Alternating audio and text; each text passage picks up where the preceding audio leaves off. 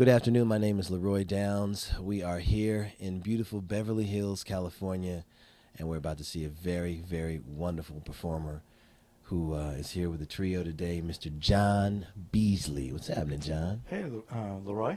How are you, sir? Good, man. I'm doing fine. Good to see you. Nice day out here, you know. It's very Yeah, gorgeous. it's very nice, yeah. It's always a good day for jazz music on a Sunday, especially in Beverly Hills, where there's lovely ladies and good food, and of course, great jazz music. We're celebrating. Yeah, celebrating life and music.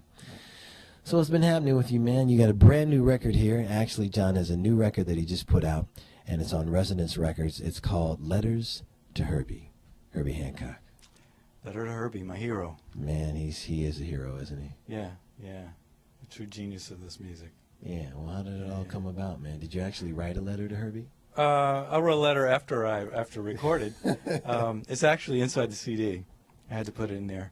Actually, originally that letter was supposed to just be kind of a private send-off to him, you know.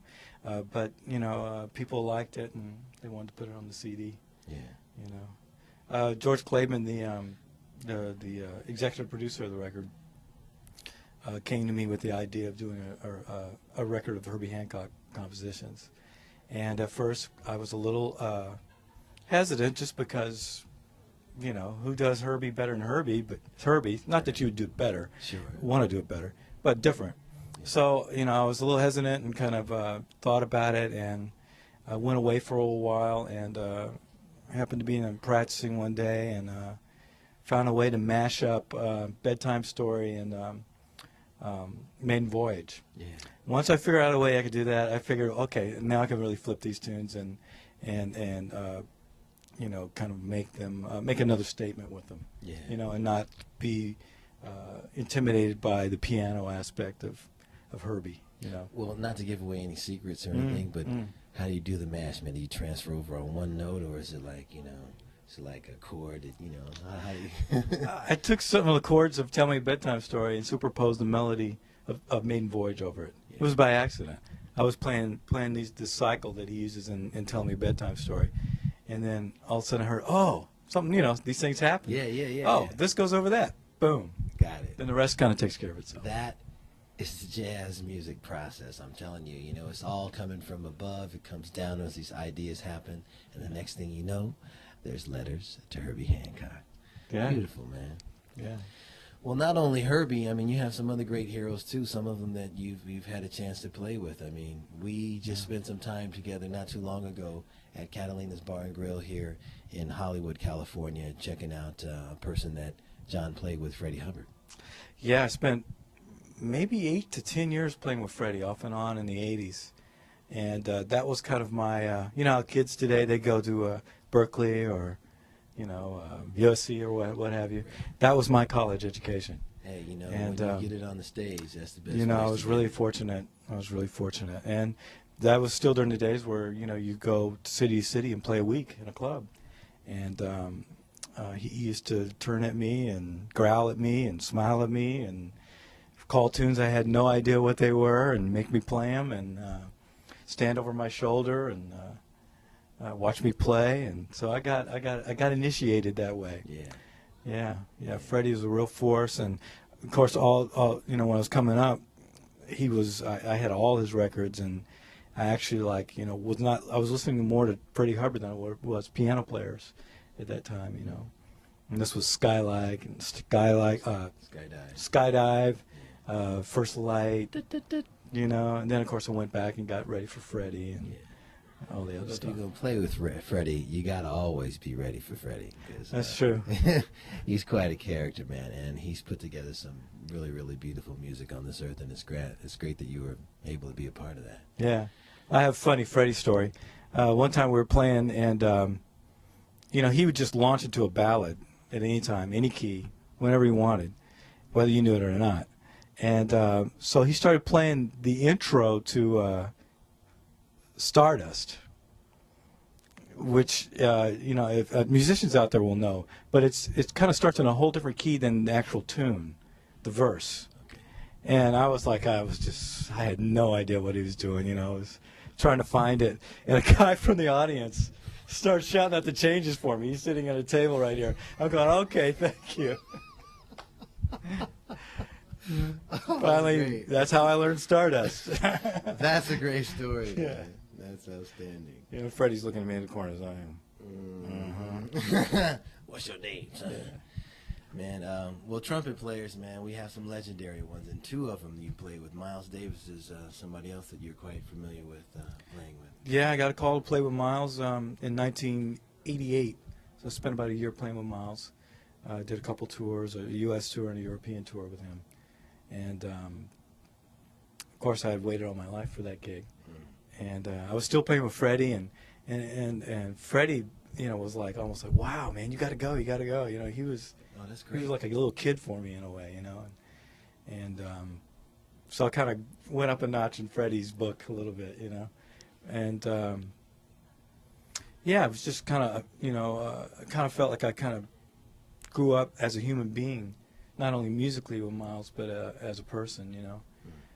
Watching him go through his ailments and still being so enthusiastic about music and listening to show tapes every night and having a comment every day. And my ears never were better as when I was playing Miles. I was just glued to him, you know. Well, you know, Miles Davis is another interesting character, as you all know, in the music. And there's so many stories about Miles. And the thing is, man, really, the only people that know Miles are his women and his musicians, man. The rest of the audience and all of these critics that have all these things to say, they really don't know the man. So you really got a chance to get to see, you know, what he's about, how his head works. And it was in the late 80s, I think, that you were playing with him, too. So this was right after a mandala. So we were playing music from Tutu and a mandala. Yeah. And a little doo-wop. Doo-bop. Well, I got to tell you a story. Okay. When I was... I happened to have a craft service business at the time, and they called me to do this doo-bop video with Miles. It was after he'd already passed away. I'm like, oh, I'm on it, you know. We spent 24 hours a day, and the rappers were there, and it was great, man. You know, he really took off in some different directions, and just to see Miles Davis's picture on this gigantic screen and these these couple of dancers were dancing in front of it. It was beautiful, man. I have an interesting Miles story about as far as, you know, people not really understanding him, like you were saying before. It was before my first gig. We had flown to Rome, and we got to the hotel, and, you know, we were all herded up to do a press conference with Miles. I hadn't even done a gig with him, you know.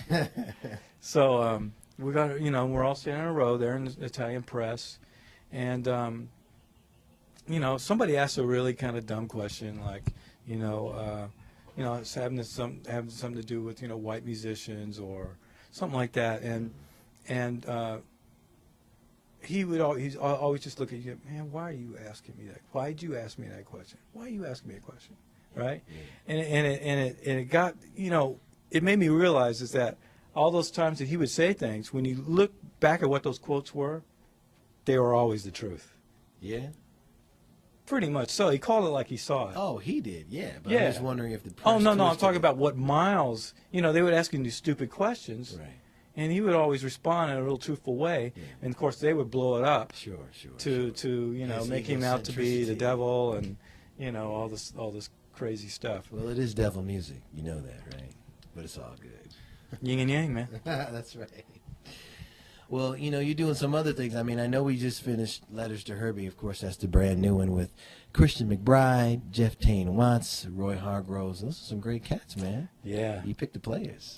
Well, yeah, they're all, you know, they've been friends of mine for a while, and they graciously came. And this is the Players Club, you know, right here. And I'm sure it sounds wonderful, man. And he's done, you know, Clapton's done such a great job with the design of the album and everything, and just the recording. This is a nice artist named Aaron Waugh. Has a lot of jazz portraits, paintings. Yeah. He's from Venice. It's beautiful.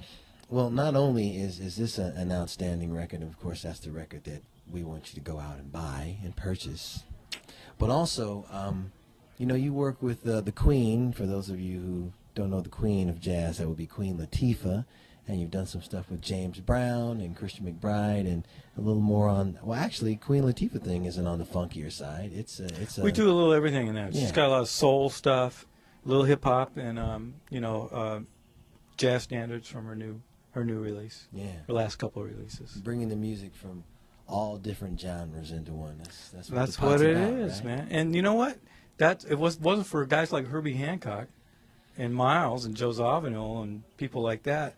A jazz musician like me coming up like that, would have, those guys opened the door for me to be able to play funk, do rock gigs, and really open it up for musicians, younger musicians. So they really paved the way for a guy like me to do a hip hop gig, and Yeah. No, that's beautiful, man. All aspects of the music. Exactly. Well, you came up with a pretty musical family as well. I mean, your mom and dad were very entrenched in the music, and so you got it at a young age. Yeah, my dad is a composer and a pianist, and taught bassoon and jazz improv at North Texas State for a long time. Yeah, he played bassoon in the Fort Worth Symphony. Oh, I love that. But so he was definitely a quadruple hitter, Yeah, I guess yeah. you'd say. My mom was a high school and junior high school band director and very gifted euphonium player, and her father was a jazz trombonist in the 20s and was out here from Arkansas. He played in territory bands in Arkansas, and ended up out here playing at the Lick Pier and Ocean Park Pier with his little dance band. And then, of course, my grandmother called him back once they started having kids, and he became the band director. All of the roads that lead to great talent in jazz music, it's the lineage. So if you have children and you like this music, it is extremely important that you expose them to it. Take them to the jazz gigs with you, It's not done. I mean, the government's not going to do it. They're not putting money into jazz programs so that these school kids can get it.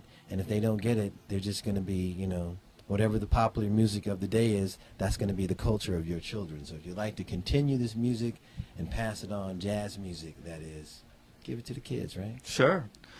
Queen Latifah always says that jazz influenced hip-hop, especially in the early days, because they were sampling all the jazz stuff. Yeah. So it's really kind of come full circle. Yeah. So if your kid's into hip-hop, tell them where those samples came You're from. back in the jazz now. Yeah. Donald Byrd and Donald Byrd, Freddie Crusaders, Freddie, Hubbard, Herbie. George Duke, Patrice Rushen, all of them. So many different players. Yeah. Man, it's been great, man. Hey. I love talking to you. Thank I you, love Leroy. hearing you play. My man, John Beasley.